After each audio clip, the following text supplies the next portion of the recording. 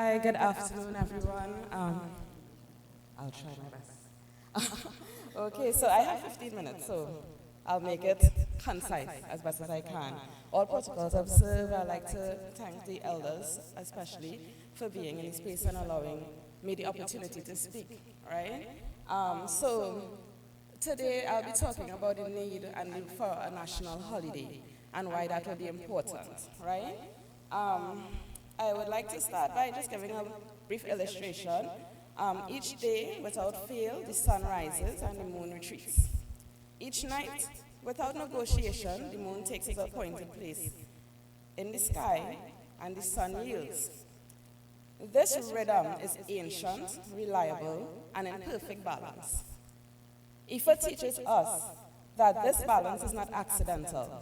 It is the expression of cosmic order, of which you would have heard a lot about today. So I won't go into extreme detail, right?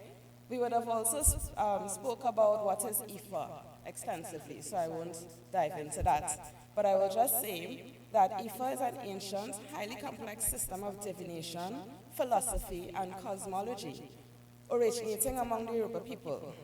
It connects the past, the present, the future, and it's a body of oral literature, the Odu Ifas, of which was also explained today, right?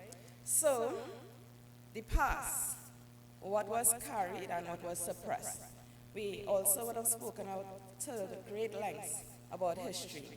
So, prior to the transatlantic slave trade, the people of West Africa live in communities with established cultures, philosophies, and spiritual systems.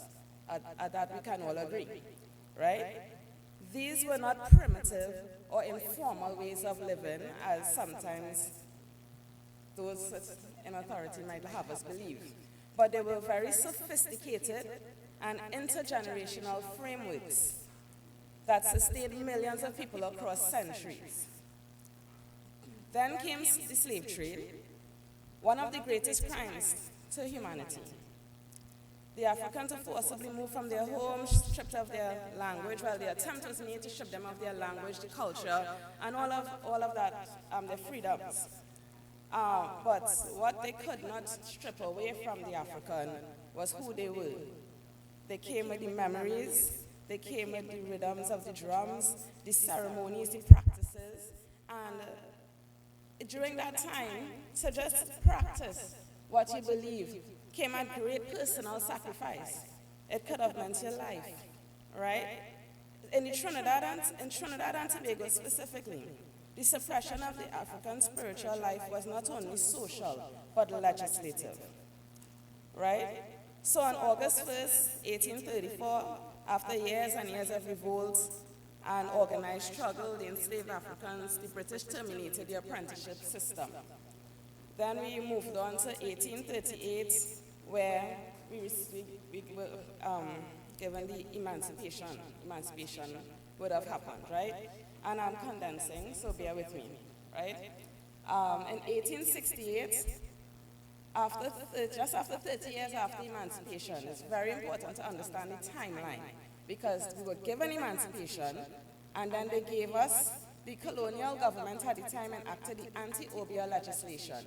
So we took 2 steps forward and how much step back, right? And the legislation really criminalized African spirituality and rituals under the broad weapon of obeah. This was not a neutral law.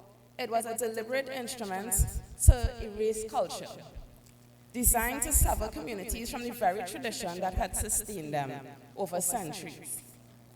In 1884, the Peace Preservation Ordinance was enacted, outlawing skinned drums and torch processions.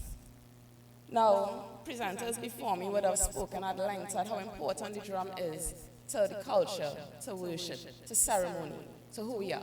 So we can understand the impact that this would have had psychologically and emotionally, physically, to have these rights stripped away from you. But it did not stop the people, our ancestors, and they would have done it out of sight, out of the sight of the authorities, right? We reached 1917, where the anti-obia framework had been formally codified and deepened, right? Not just in terms of not in terms of African spirituality alone. It would have affected traditionalists in any way, right? In 1951, that was the Shelter Prohibition Ordinance, which had similar targeted African and African-derived spiritual communities, right? That was finally repealed. And not until October 2000, after tireless attempts of advocacy, community leaders, our elders in the room have spoken about what it would have took to have these laws repealed. So today, we could practice freely, we could commune, we can discuss, we can have our ceremonies unbuttered and understood, right? So, those who carry the torch is what I will go into. So again, I'll be brief, but I'd like to take a moment to really emphasize the point. Before we speak of what we are building and where we would like to go, we must acknowledge those who build the foundation on which we stand. I pay respect to the elders in our midst, practitioners, priests, priestesses, AOs, EAOs, right? And the tradition bearers whose dedication over decades has meant that the tradition is alive today, right? We would have, the former presenter would have spoke about Dr. Maureen Warner Lewis and her contribution to the community, right? We could also talk about Dr. Hollis Liverpool Chalkdust and his contribution to the community, right? I think it's important, especially as younger people in the tradition, to always remember that we didn't just magically appear. A lot of people sacrificed for us to be here, right? So, fast forward to the holiday, right? The recognition, the education, and an opportunity for national unity. Currently, in our present day, the freedom to practice our tradition openly is something we must never take for granted. It is a freedom that was earned through resistance, advocacy, and sacrifice. Much of it recent enough for some of the members in this room can reminisce and understand. The request for a national public holiday to recognize Ifa and the Oasia tradition is not a request for special treatment. It is not a request, it is a request for proportional recognition. The same recognition that has been extended to other faith communities whose spiritual calendars are marked on the national calendar. And it is consistent with the precedents this nation has already set. On August 1st each year, Trinidad and Tobago observe Emancipation Day, a public holiday honoring the freedom of the enslaved Africans and the resilience of the African people in this land.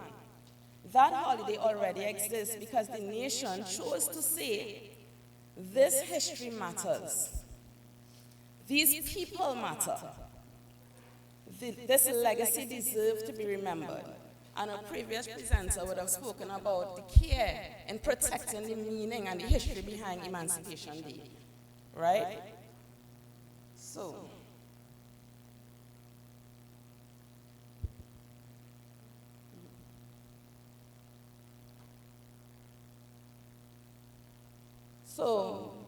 the holiday already exists, that's what I said, right? But this holiday that we are requesting is not just a day off. It is a platform and an opportunity. Consider what the National Ifa Oasia holiday could mean. It would create a formal, recurring occasion for public engagement and education about African spirituality and its contribution to our cultural identity as Trinbagonians. Schools could integrate this history into their curriculum, not just as a footnote, but as a central thread of who we are as a people. It would generate cultural tourism, showcasing to the world the unique expression of the African diasporic spirituality that has developed over centuries right here in Trinidad. It would be an economic opportunity as much as a cultural one. It would signal to every young person who identifies with the tradition that their heritage is valued by the nation, not tolerated or merely permitted, but valued.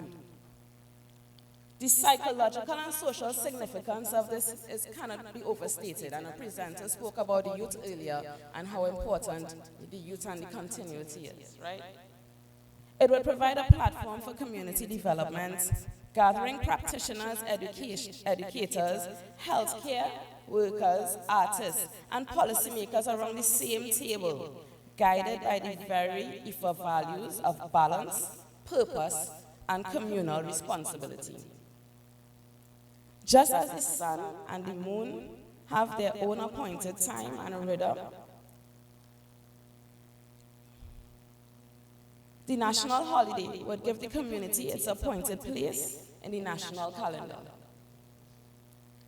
It would say, this tradition is part of the rhythm of this nation. It has always been, and that it belongs. So where do we go from here?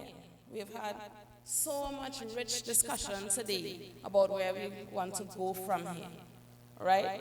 The Ifa community has long demonstrated its contribution to culture and artistic development of Trinidad and Tobago. That is a fact. From the artistic legacy of Leroy Clark to the countless drummers, cultural practitioners, tradition bearers, educators, community leaders across the nation, our presence helps shape who Trinidad and Tobago is, the very landscape. Our influence is visible in music, theater, dance, storytelling, visual arts, community building, and the preservation of African ancestral knowledge. These contributions align with the principle of any serious national cultural framework. We are not separated from national development. We are active contributors to it. But if we are to advocate for meaningful recognition, and if that recognition is to be sustained rather than just symbolic, we must also be willing to look inward, to ask honest questions and build the capacity to answer them. The first pathway is documentation, of which Mr. Gibbons spoke extensively about today. We must begin to document our own history, our practitioners, our ceremonies, our community structures, with the same rigor external institutions apply to other traditions. This means oral history projects, photographic and video archives, written records, and academic partnerships. What is not documented is vulnerable to be forgotten or misrepresented. The second pathway is community mapping. What percentage of the national population identifies with this tradition? Where are the communities concentrated? What are the demographic trends among the younger practitioners? These are not just questions, they are not meant to be divisive. They are questions geared towards development. A community that does not know its own size and shape cannot effectively advocate for itself. The third pathway is the economic and social contribution measurements. What measurable contribution does Ifa and Oesha community make to the national space in terms of culture, tourism, community health, even in conflict resolution? You know, in preparing this, I would have spoken to quite a few elders who permitted me the opportunity to just ask questions. And each elder spoke about what's happening in the school system. You know, it's alarming. How does Ifa play a role in that? How does our community play a role in solving these problems? The fourth pathway is youth engagement. The global revival of Ifa is being driven significantly by young people, as would have been explained by a former presenter. Our community must ask what pathway exists for young Trinidadians to learn this tradition, to be mentored by elders, and to carry it forward with both reverence and innovation. Formal mentorship structures, youth programs, and educational resources are not luxuries. They are how a living tradition remains living. The fifth pathway is interfaith and intercultural dialogue. Trinidad and Tobago's strength as a nation has always been diversity. I think we can all agree, right? The Ifa community has much to contribute to national conversation about spirituality, ethics, ecology, and social values. Positioning ourselves in these conversations not as a marginalized group seeking inclusion, but as a tradition with something essential to offer, is not just strategic, but is principal posture. I will close by stating, within the Ifa tradition, the past, the present, the future are deeply interconnected. The past carries the wisdom and sacrifice and the experiences of the ancestors. The present represents our responsibility to preserve, practice, and apply the wisdom in our daily lives. The future reflects the legacy we leave for the next generation and the kind of nation we are working to build. The sun rises not because it is permitted to. It rises because that is its nature, its purpose, its appointed contribution to the balance of creation. For generations, this community has risen through persecution, criminalization, social stigma. But it's the nature of this community to rise. We are not waiting for permission. We are keeping the natural rhythm. Now we are here openly together as practitioners, as elders, as young people finding their way home back to the source, and as members of the public that are beginning to understand what has always been present in our culture as a nation. Let us build, let us document, let us teach, let us advocate, and let us do so with the same balance, purpose, and communal wisdom that Ifa has always offered us and called us towards. The sun has its appointed time, the moon has its appointed time, and this community, this tradition has its appointed time in contributing to the development of the nation. So thank you very much, Ashley. I would just, one quick thing, I promise I'm not going to take long. I just want to thank Mr. Gibbons, even though he left early. He would have been one of the persons I spoke to extensively to prepare this. And I'd also like to thank the Ketas Institute, who would have also lent great assistance in bouncing ideas off and how to develop. I just want to say, as a younger person in this tradition, it's vital that we always lean on our elders, who know the road better than the person who walks it, right? So for my peers, that's my parting words for my peers. Let us utilize the resources that we have, right? Ashley.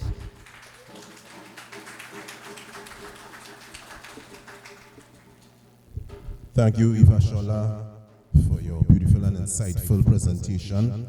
At this point in time, before we go on our lunch break, we'd like to take the opportunity to invite questions.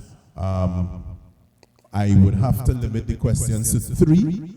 We have our speakers would have presented for this session here, minus the Irawo Ifa Institute. But still, if we can keep the questions very short and very relevant, we can move on to the break and then come back to do our segment. Now, I would like to see if we can have a mic. Right. I'll have to do some backing and forth in here. Sorry about that. Thank you.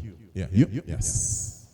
Yes. Oloye Ramfair has a question to pose. Once again, thanks to all the presenters. And this is not so much in terms of a question, but I think this opportunity here gives time to give additional information called APICU. Right. So the final speaker, I could speak without the mic, and you can. Yeah.